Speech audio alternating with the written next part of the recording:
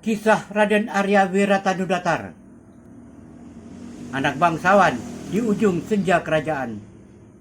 Pada masa ketika kabut pagi masih setia mengandung di pucuk-pucuk hutan dan lonceng istana berbunyi seirama dengan detak kehidupan, lahirlah seorang anak laki-laki dari darah bangsawan tua Pasundan. Ia diberi nama Raden Arya Wiratanudatar, sebuah nama yang mengandung harapan agar kelak ia menjadi pelindung Wirata yang menjadi berpijak kuat di bumi Nudatar. Ayahnya, Raden Tumenggung Wirajaya, adalah seorang prajurit kerajaan yang disegani. Ibunya, Nyai Ratnasari, perempuan lembut yang memahami sastra dan doa-doa lama. Dari ayahnya, Raden Arya Wiratanudatar diwarisi keteguhan. Dari ibunya, ia menyerap kehalusan budi. Sejak kecil, ia diajari bahwa pedang hanyalah alat, sementara hati adalah penentu arah hidup. Di pendapa belakang istana, di bawah naungan pohon sawo kecik, ia berlatih silat dan pernapasan. Namun, pada suatu hari, ibunya akan membacakan kisah-kisah leluhur tentang raja yang jatuh karena tamak, tentang pertapa yang menang karena sabar. Dari sanalah Raden Arya mulai mengerti bahwa kekuatan sejati tidak selalu berbunyi keras. Retaknya singgasana. Ketika Raden Arya beranjak dewasa, kerajaan tidak lagi setenang cerita ibunya. Para pejabat tinggi mulai saling curiga. Pajak dinaikkan tanpa pertimbangan. Rakyat kecil mengeluh, tetapi suara mereka tenggelam oleh gemuruh kepentingan. Raden Arya yang saat itu mulai dipercaya mengawal urusan dalam istana, melihat perubahan itu dengan gelisah. Ia beberapa kali mengingatkan para pembesar, namun hasilnya dianggap kelemahan. Pemuda yang belum paham politik, bahkan ayahnya sendiri yang setia pada kerajaan, tak mampu lagi menahan arus kebusukan. Suatu malam, Raden Tumenggung Wirajaya pulang dengan langkah berat. Istana bukan lagi tempat kebenaran, katanya lirih.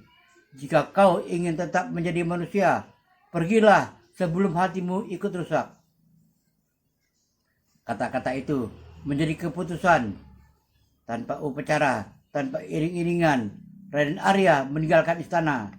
Ia hanya membawa pakaian sederhana, sebilah keris warisan keluarga, dan tekad untuk mencari makna pengabdian di luar tembok kekuasaan. Jalan sunyi dan nama yang disembunyikan. Raden Arya mengembara menyusuri hutan, gunung, dan sungai. Ia menyembunyikan nama kebangsawanannya, memperlakukan diri sebagai Arya, seorang pengelana biasa. Ia tidur di gubuk-gubuk bambu, makan dari hasil kebun rakyat, dan bekerja bersama mereka di ladang. Di sebuah lembah subur yang dikelilingi bukit, ia menemukan kampung kecil yang kerap dilanda perampokan. Kepala kampungnya sudah tua dan pemuda-pemudanya takut melawan.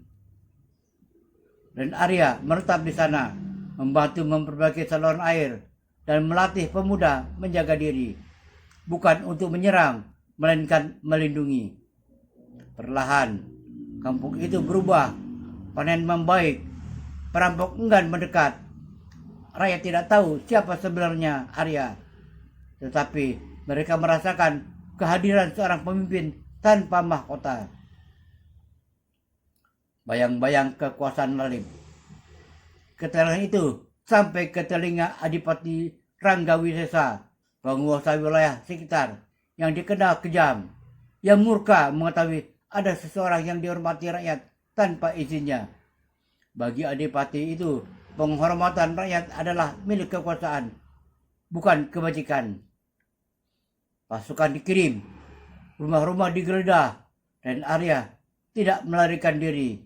Ia justru berdiri di depan kampung, meminta pasukan tidak menyakiti warga. Permintaan itu dibalas tawa meremehkan. Malam itu hujan turun deras. Di tepi sungai yang meluap, pertempuran terjadi.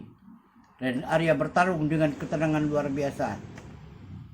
Ia menangkis, melumpuhkan, dan menghindari pembunuhan. Banyak prajurit yang ragu, sebab mereka tidak melihat kebencian di wajah lawannya, hanya keteguhan. Runtuh tanpa pedang. Keesokan harinya, kabar menyebar bahwa beberapa pejabat Adipati Ranggawisesa membelot. Mereka menyerahkan diri kepada rakyat, mengakui kezaliman yang selama ini ditutupi. Kekuasaan Adipati runtuh dan ketakutannya sendiri. Rakyat mendesak Raden Arya menjadi pemimpin. Namun ia menolak. Aku tidak datang untuk mengganti satu singgasana dengan singgasana lain, katanya. Aku hanya ingin kalian mampu berdiri tanpa takut. Ia membantu membentuk tata kelola kampung yang adil, lalu bersiap pergi. Hilangnya Sang Wira Tanudatar. Suatu pagi, Raden Arya menghilang.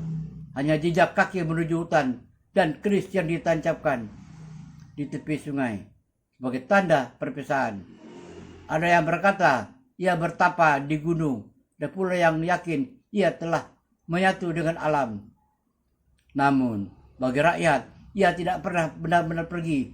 Setiap kali keadilan ditegakkan tanpa pamrih, mereka menyebut namanya Raden Arya Wira Tanudatar. Ksatria yang memilih menjadi penjaga kehidupan, bukan penguasa manusia. Epilog. Legenda itu terus diceritakan dari mulut ke mulut, bukan untuk menggunakan masa lalu, melainkan mengingatkan bahwa di tengah kegelapan kekuasaan selalu ada jalan sunyi yang dipilih oleh mereka yang setia pada nurani.